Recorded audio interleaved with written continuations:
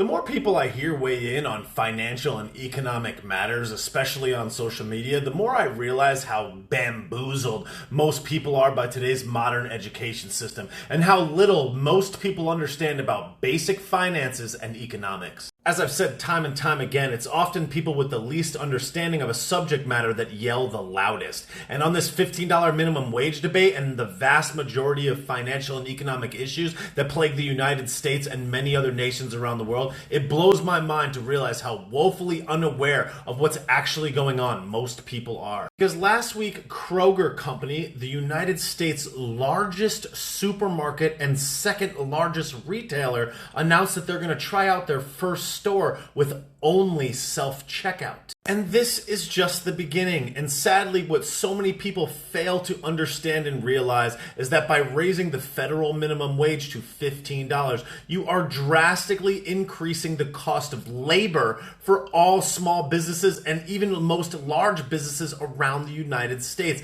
especially ones in the service industry and especially ones that employ tens of thousands, hundreds of thousands, millions of people. Last week, in an article by the Foundation for Economic Education, Ralph's and Food for Less, both owned by parent company Kroger, announced on Monday that they will be closing 25% of their stores in Long Beach after the city council passed an ordinance for companies over 300 employees to pay employees an extra $4 per hour, an ordinance dubbed Hero Pay. On January 20th, Long Beach, California Mayor Robert Garcia, who was a key proponent of this measure, said, "Tomorrow, on the day we inaugurate a new president, I'll sign into law a $4 an hour hero pay increase for our hardworking grocery and supermarket workers. They've been on the front lines of this pandemic and they deserve this support. They deserve it." You gotta be weary when a politician and a bureaucrat says that someone deserves something that involves someone else, in this case a private business,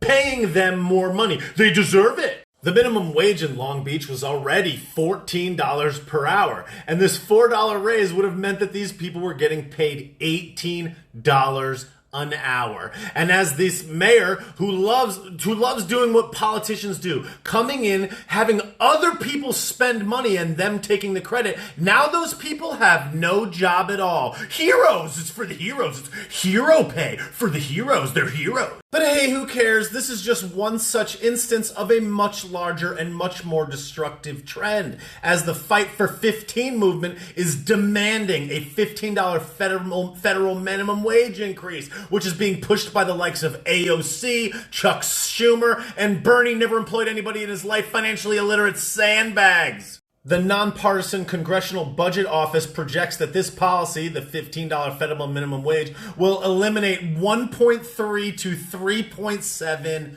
million jobs. People seem to forget that they need to take a quick look at history because the government is notorious for unintended consequences of their actions, especially ones where they insinuate that someone deserves something or they do something out of morality or sympathy. These things backfire constantly. It often has the opposite effect of what their original intention was, and this one is no different. People love pointing to companies like Amazon and McDonald's because they employ hundreds of thousands of people and have since abandoned their previous years and years long fight against raising the minimum wage, at least in the case of McDonald's. McDonald's employs over 200,000 people and over 1 million if you consider all of the franchises. But large companies like McDonald's have typically spent money lobbying against raising the minimum wage. They were literally spending tons of cash just lobbying the government to not do this.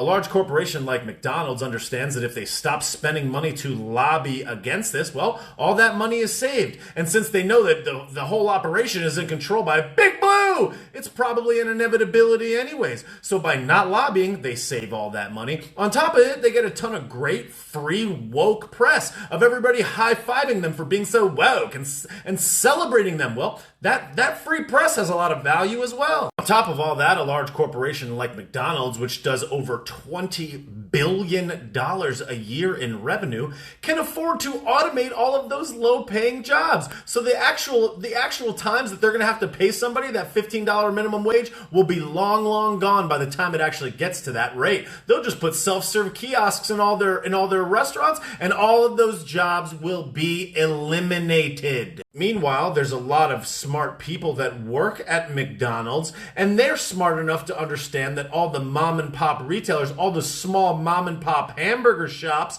aka their competition, have nowhere near the financial resources to put in these self-serve kiosks. They don't have the money to pay these people $15 an hour. So what's going to happen to them? They're going to go out of business, or they will have to price their products so high that it'll price them right out of the market, and they will have to close. Less competition means more money for McDonald's. On top of all that, because they have so many restaurants and they control their entire supply chain and a variety of other things, they can just find other ways to cut costs. Whereas a small mom and pop shop does not have that exact same luxury, nor do they have the resources to spend on that technology. As less and less competitors exist, they can simply raise the price of their hamburgers and raise the price of their pot products. If you're the only game in town, it's a whole lot easier for you to demand more prices, because just by basic economics, the supply will go down and thus the demand will go up. Then you have massive corporations like that of Amazon. Amazon already pays their employees $15 an hour. They didn't need a federal minimum wage.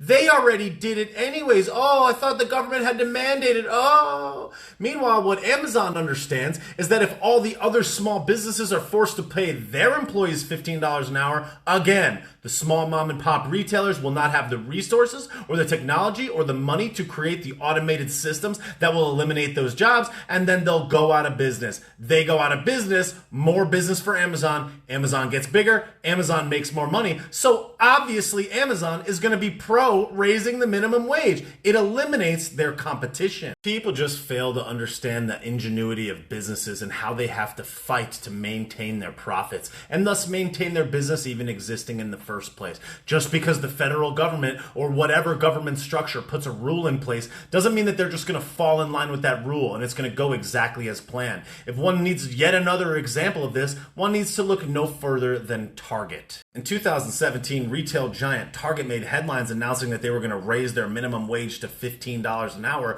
But what people don't look at or don't read between the lines to see is how that actually went. 2 years later, by 2019, studies came out that Target employees, even though they had received that small increase in hourly pay, were getting less hours per week. So their hourly went up, but their weekly paychecks went down. Some Target employees highlighted that before the pay increase, they were able to get 30 hours per week, but were now receiving less hours per week, but a higher hourly rate. They also indicated that by working 30 hours per week, they were eligible for Target's health insurance benefits. When you cut their pay down to 20 hours per week, now they are no longer eligible for that health insurance. Now you get a higher hourly wage, but you get lower hours, a lower paycheck, and no health insurance. Over the last calendar year, Target has been widely praised and celebrated in the media for this super woke move. Wow, $15 an hour, wow, that's so, workers' rights. People just casually forget that Target has benefited massively as a result of this Corona clap lockdown, as it was one of very few massive retailers that were allowed to stay open while all the mom and pop small businesses were forced closed, essentially shut down by the government. Dope. That's awesome. Meanwhile, their profits are off the charts. Target knows that by doing this, that they're going to get tons of free press. It's going to give them the ability to dunk on all the other mom and pop retailers that are not paying this, labeling them as unwoke, and it just means that more of their competition gets eliminated. And it won't be very long before they're not even paying these wages anyways, because they're just going to automate all those low-paying jobs and eliminate them. Plus, they know that a lot of their money comes from online retail, so a lot of these physical human jobs are going to be eliminated. And what happens with online retail? Oh, well, you can just shop that stuff out overseas. You can just have remote workers working at all points of the globe for less money. Good job, guys. Yes, you'll have higher wages for people, but it will also get millions of people to lose their jobs entirely, thus creating joblessness. And the products and goods and services of those people that are currently working at under the $15 per minimum wage, all of those products and services are going to go up, which is going to hurt the people at the bottom the most.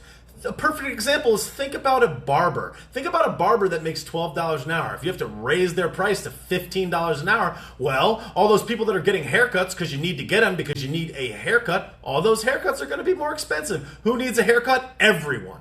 So instead of charging $20 for a cut, maybe it's $25 for a cut. Instead of you paying that guy $12 an hour, well, you got to pay him $15. Maybe the tip goes down because you can't afford it. Maybe that barber loses his job entirely, and then he's got to cut that hair at home. Maybe people come directly to his house to get their hair cut. Then it's not being taxed at all. Then it's not subject to all those rules that make it healthy, make it safe. You're just taking it right out of it. Whatever. I mean, how do you not see this? Because at the end of the day, all this is doing is the same thing that everybody on the left always wants. More reliance on the federal government to pay you. Their solution to all problems, pay them out. We're in $28 trillion, a mountain of untenable debt, of which we probably could never pay back. Yet the government is handing out checks left and right, spending other people's money, increasing benefits, getting you on the government dole, getting you reliant on the structure. That's called socialism. That's called communism. That's called centralized control. And what the government giveth, it never taketh away. The moral hazard of this is destruction. The moral hazard of this is reliance.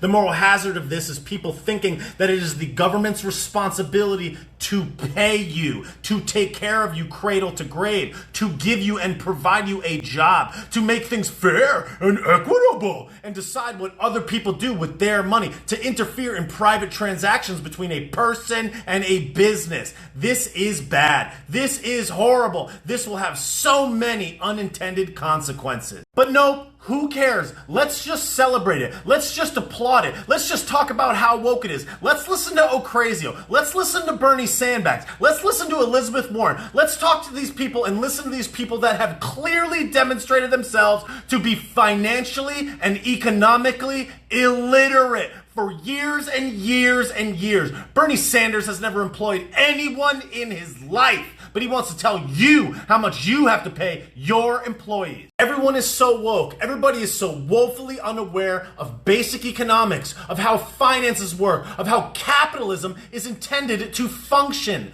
The government's job is not to give you a job, and quite frankly, the federal minimum wage should be zero. The free market is supposed to set the cost of labor just like it sets the cost of electricity, gas, steel, equipment.